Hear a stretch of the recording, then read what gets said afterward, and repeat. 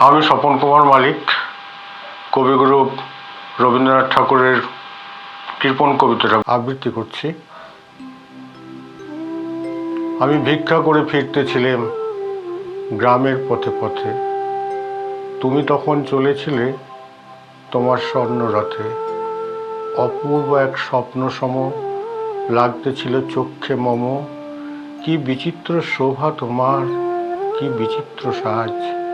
আমি মনে ভাবতেছিলাম এ কোন মহারাজ।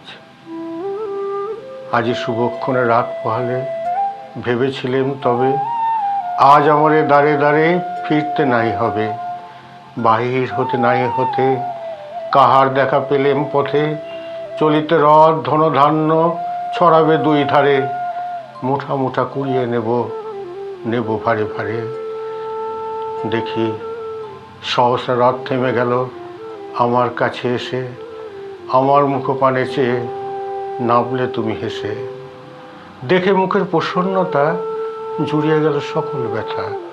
হেনকালে কিসের লাগি তুমি অকস্মাৎ আমায় কিছু দাও গো বলে বাড়িয়ে দিলে হাত। মরি কি কথা রাজাধিরাজ, আমায় দাও গো কিছু।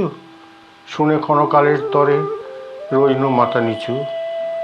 তোমার কি বা অভাব আছে ভিখারি ভিক্ষুকের কাছে, এ কেবল কৌতুকের বসে আমায় প্রবঞ্চনা। ঝুলি হতে দিলেম তুলে একটি ছোট কণা, যবে পাত্রখানে ঘরে এনে উজাড় করি, এ কি ভিক্ষা মাঝে একটি ছোট সোনার কোণা দেখি। দিলেম যারা ভিখারি রে, স্বর্ণ হয়ে এলো ফিরে। তখন কাঁদি চোখের জলে দুটি নয়ন ভরে, তোমায় কেন দিইনি আমার সকল শূন্য করে। নমস্কার।